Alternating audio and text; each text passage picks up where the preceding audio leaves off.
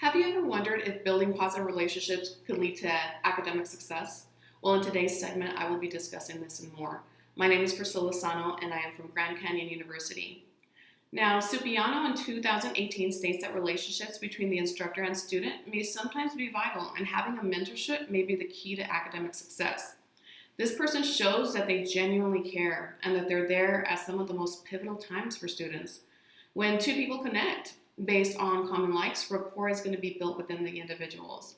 It helps the learner to feel a sense of comfort, and that leads to them being more intrinsically motivated to learn, and they put in the effort to produce good work. There will be ample communication of not only education-based topics, but personal aspects as well, thus helping to build that relationship. Educators must not live by the notion of in order to receive respect, you must give it. It must be applied from all directions. In teachers given respect, they open the door and they're perceived as more approachable and caring. Weimer in 2010 acknowledges that this helps to yield trust and the student will be set on the right path toward academic success. Now, some best practices to follow to build rapport with learners will be discussed next. First of all, know your students. Have them provide insight into their cultural background, hobbies, and life outside of school. Connect the learning process to their past experiences, such as in the experiential learning theory. Connecting their past with present will help create new understandings and create strong memories and learning opportunities in the brain. Kaufman in 2022 states that educators need to ensure to give praise more than negative or constructive feedback. As a rule of thumb, there should be 5 positive for 1 negative interaction. These positive interactions release the feel-good chemical in the brain, and that's called dopamine. Students will be more motivated to do well, thus triggering the sensation given by that dopamine release again. Next, build a safe environment that brings about strong and positive communication and enjoyment. This releases oxytocin in the brain, which leads to people feeling safe and nurtured. Sometimes the outcome of a project may not necessarily be what you have envisioned, but an educator needs to admire the effort given by the student. Let your learners know that it's okay not to grasp some concepts, and even you find some things difficult to understand.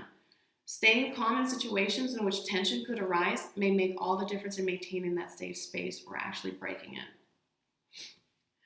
Now, how I will learn the needs of my adult learners. First of all, Gulati in 2021 states that one way to learn more about our students' cultural backgrounds and social context is by putting in effort in order to learn about them on a more personal level. This can be accomplished by providing assignments so they can introduce themselves at the start of the semester or class through surveys, inventories, interviews, or questions. Material may be assessed such as student background, their interests, racial or cultural issues they may have faced, likes and dislikes, and home and professional life. Knowles Yanez states that she strives to make office hours a part of student learning. If they share personal information, then the instructor should show that they actually have interest in that.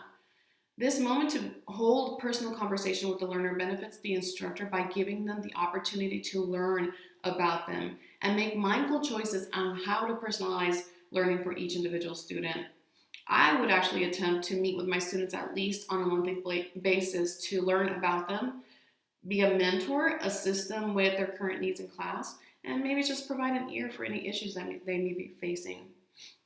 Now, I will address other people's views first by learning to be empathetic. As a class, we can experience being in other people's shoes by practicing an exercise that will show us how to be empathetic rather than forming that judgment based on any preconceived notions that we may have. For instance, I can show a picture of a person that has been battered and bruised, or any picture that can be controversial. I can also have students share a picture of their own choosing that we may possibly use as a class. We will all describe the people or actions in the photos and reflect on how much of our assumptions are preconditioned and to explore other possible interpretations to what we are seeing.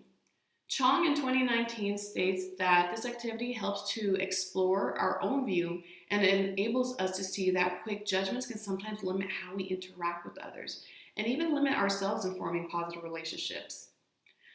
Now, I can apply the Christian worldview by supporting culture and diversity in my classroom by reminding myself about Scripture.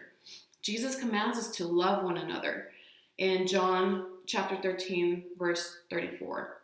It requires effort in order to know and listen to one another. By doing so, we understand and appreciate the differences between all of our stories. Mavudu Voodoo in 2009 says that we need to have cultural competence and embrace diversity to love across boundaries. God wouldn't have it any other way. We need to condition ourselves to stop seeing through our eyes, but to see through His eyes, which see nothing but love and acceptance for all. Thank you very much.